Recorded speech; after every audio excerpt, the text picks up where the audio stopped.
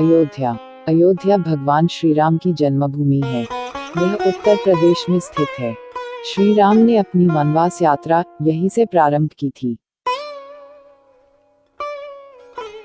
श्रृंगवेरपुर। प्रयागराज से 20-22 किलोमीटर दूर वे श्रृंगवेरपुर पहुंचे, जो निषाद राजगोह का राज्य था। यहीं पर गंगा के तट पर उन्होंने केवट से गंगा पार करने को कहा था।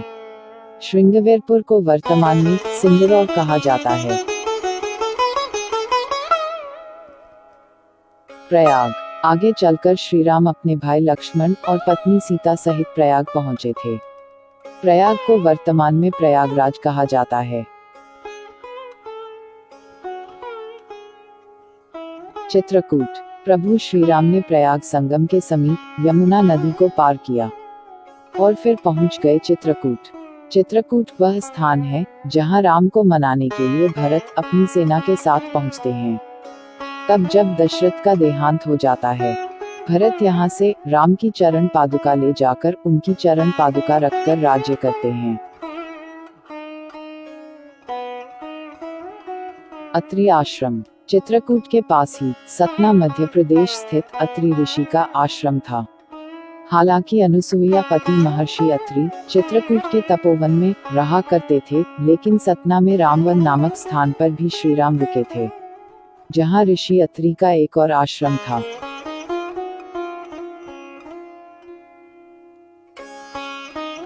दंडकारण्य। चित्रकूट से निकलकर श्री राम घने वन में पहुंच गए।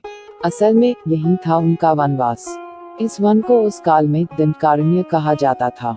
मध्य प्रदेश, छत्तीसगढ़ और महाराष्ट्र के कुछ क्षेत्रों को मिलाकर दंडकारण्य था।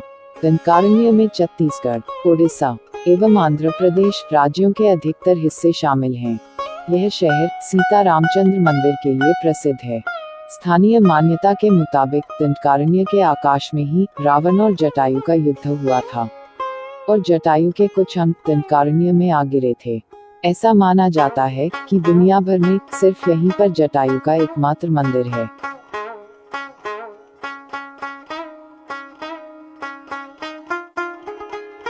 पंचवटी।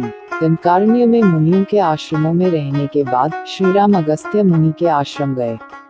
यह आश्रम नासिक के पंचवटी क्षेत्र में है, जो गोदावरी नदी के किनारे बसा है। यहीं पर लक्ष्मण ने शूर्पणखा की नाक काटी थी। राम लक्ष्मण ने खर व दूषण के साथ युद्ध किया था। गिद्धराज जटायु से श्री राम की मैत्री भी यहीं हुई थी। वाल्मीकि रामायण अरण्यकांड में पंचवटी का मनोहर वर्णन मिलता है। सर्वतीर्थ। नासिक क्षेत्र में शूर्पणखा, मारीच और खर व दूषण के वध के बाद ही रावण ने सीता का हरण किया और जटायु का भी वध किया था, जिसकी स्मृति नासिक से 56 किलोमीटर दूर ताकेत गांव में सर्वतीर्थ नामक स्थान पर आज भी संरक्षित है। जटायु की मृत्यु सर्वतीर्थ नाम के स्थान पर हुई, जो नासिक जिले के इगतपुरी तहसील के ताकेत गांव में मौजूद है। इस स्थान को सर्वतीर्थ इसलिए कहा गया क्योंकि यहीं पर मरणासन जटायु ने सीता माता के बारे में बताया। राम जी ने यहाँ जटायु का अंतिम संस्कार करके पिता और जटायु का श्राद्ध तर्पण किया था। इसी तीर्थ पर लक्ष्मण रेखा थी।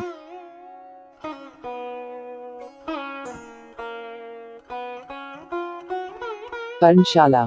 पर्णशाला आंध्र प्रदेश में खम्माम जिले के भद्राचलम में स्थित है। पर्णशाला गोदावरी नदी के तट पर स्थित है। मान्यता है कि यही वह स्थान है जहां से सीता जी का हरण हुआ था। हालांकि कुछ मानते हैं कि इस स्थान पर रावण ने अपना विमान उतारा था। इस स्थल से ही रावण ने सीता को पुष्पक विमान में बिठाया था, यानी सीता जी ने धरती यहाँ छोड़ी थी। इसी से वास्तविक हरण का स्थल यह माना जाता है। यहाँ पर राम सीता का प्राचीन मंदिर है।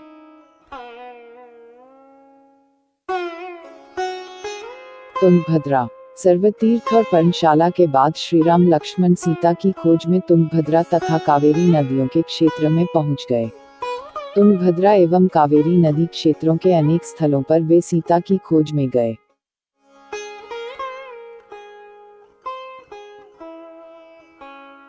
शबरी का आश्रम। तुंगभद्रा और कावेरी नदी को पार करते हुए राम और लक्ष्मण चले सीता की खोज में। जटायु और कबंध से मिलने के पश्चात वे ऋषिमुख पर्वत पहुंचे। रास्ते में वे पंपा नदी के पास शबरी आश्रम भी गए, जो आजकल केरल में स्थित है। शबरी जाति से भीलनी थी और उनका नाम था श्रमणा। पंपा तुंगभद्रा नदी का पुराना नाम है। इसी नदी के किनारे पर हम्पी बसा हुआ है। पौराणिक ग्रंथ रामायण में हम्पी का उल्लेख वानर राज्य किष्किंधा की राजधानी के तौर पर किया गया है। केरल का प्रसिद्ध सबरीमलय मंदिर तीर्थ इसी नदी के तट पर स्थित है।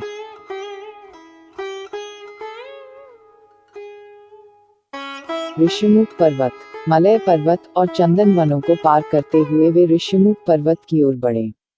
यहाँ उन्होंने हनुमान और सुग्रीव से भेंट की, सीता के आभूषणों को देखा और श्रीराम ने यहीं बाली का वध किया।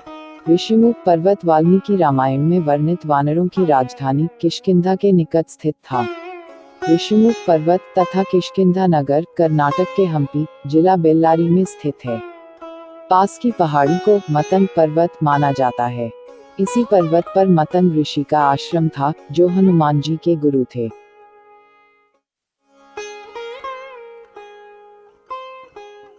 कोडिकराई। हनुमान और सुग्रीव से मिलने के बाद श्री राम ने वानर सेना का गठन किया और लंका की ओर चल पड़े। तमिलनाडु की एक लंबी तटरेखा है, जो लगभग 1000 किलोमीटर तक विस्तारित है। कोडिकराई समुद्र तट वेलांकनी के दक्षिण में स्थित है, जो पूर्व में बंगाल की खाड़ी और दक्षिण में पाल्क स्ट्रेट से घिरा हुआ है। यहाँ श्रीराम की सेना ने पड़ाव डाला और श्रीराम ने अपनी सेना को कोडिकराई में एकत्रित कर विचार विमर्श किया। लेकिन राम की सेना ने उस स्थान के सर्वेक्षण के बाद जाना कि यहाँ से समुद्र को पार नहीं किया जा सकता और यह स्थान पुल बनाने के लिए उचित भी नहीं है। तब श्रीराम की सेना ने रामेश्वरम की ओर कूच किया।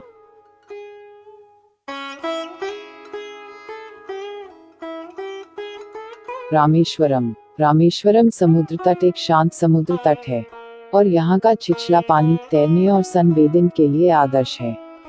रामेश्वरम प्रसिद्ध हिंदू तीर्थ केंद्र है। महाकाव्य रामायण के अनुसार भगवान श्री राम ने लंका पर चढ़ाई करने के पहले यहाँ भगवान शिव की पूजा की थी। रामेश्वरम का शिवलिंग श्री राम द्वारा स्थापित शिवलिंग है।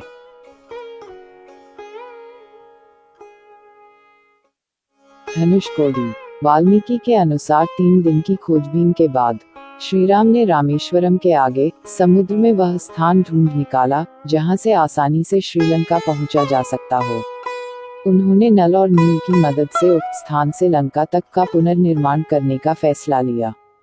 धनुषकोडी भारत के तमिलनाडु राज्य के पूर्वी तट पर रामेश्वरम द्वीप के दक्षिणी किनारे पर स्थित एक गांव है।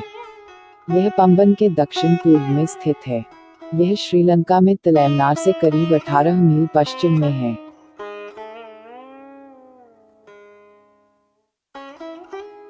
नुवारा एलिया पर्वत श्रृंखला।